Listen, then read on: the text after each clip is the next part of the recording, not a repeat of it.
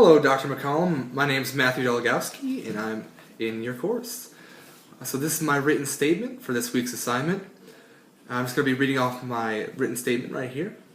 So I've read each tab under the Understanding Important Information and Course Details page. The first one was the syllabus. So I've read the syllabus. I know that there are 6 methods of instruction, and they are student participation, individual reading and study, cooperative learning, discovery learning, curriculum-based assessment, Sakai and Canvas online access. I know that there's no required text for the class. All assignments have due dates, and we will have ample time for completion.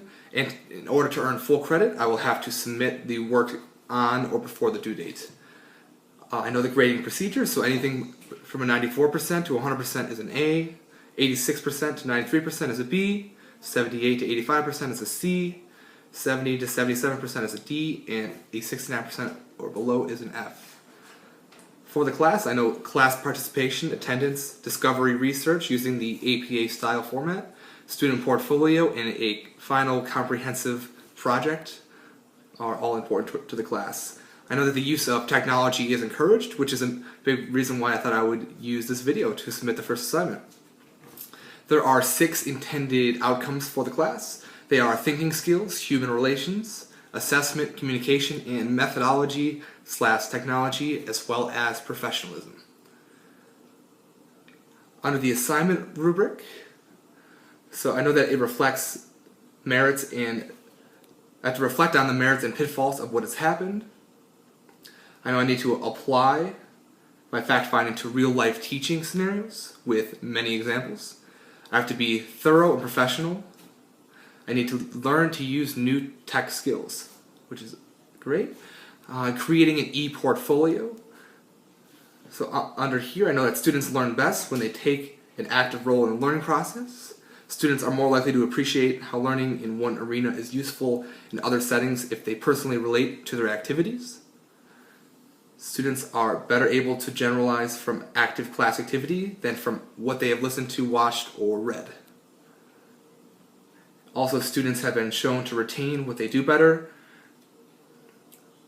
Students also need to have an active classroom involvement, and increased student classroom activity is an integral part of the evaluation process.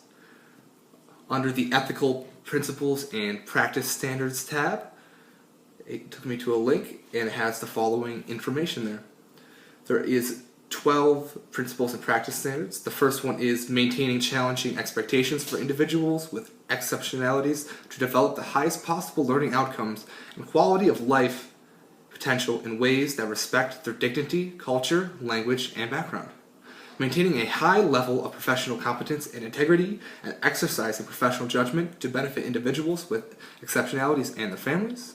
Number 3, promoting meaningful and inclusive participation of individuals with exceptionalities in their schools and communities. 4, practicing collegially with others who are providing services to individuals with exceptionalities. Number 5, developing relationships with families based on mutual respect, and actively involving families and individuals with exceptionalities in educational decision-making. Number 6, using evidence, instructional data, research, and professional knowledge to inform practice. Number 7, protecting and supporting the physical and psychological safety of individuals with exceptionalities. Number 8, neither engaging in nor tolerating any practice that harms individuals with exceptionalities. Number 8, neither engaging in nor tolerating any practice that harms individuals with exceptionalities.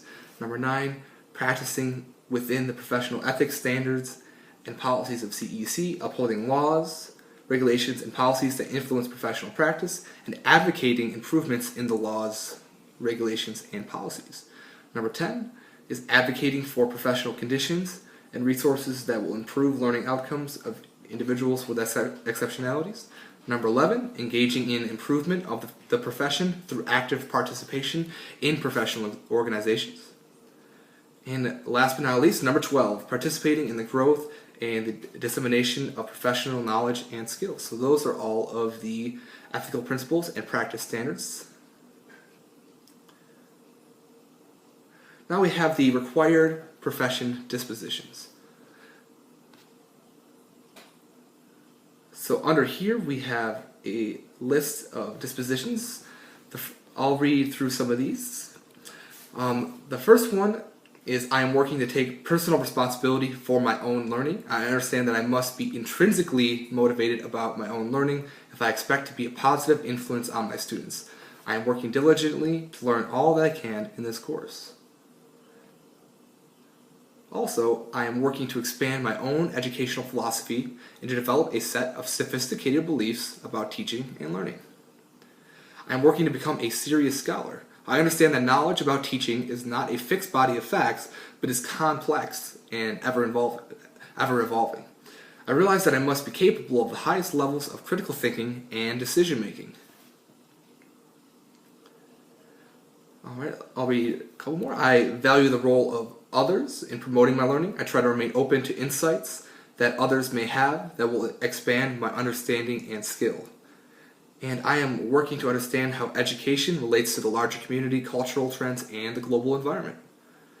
And the last tab is the contact information for Dr. McCollum. So on here it has your work and cell phone as long as with your email address. And this is all the tabs. So under the Understanding Important Information and Course Details page. I'm very excited to take your class. And I look forward to learning a lot over the next 8 weeks. So thank you very much, Dr. McCollum.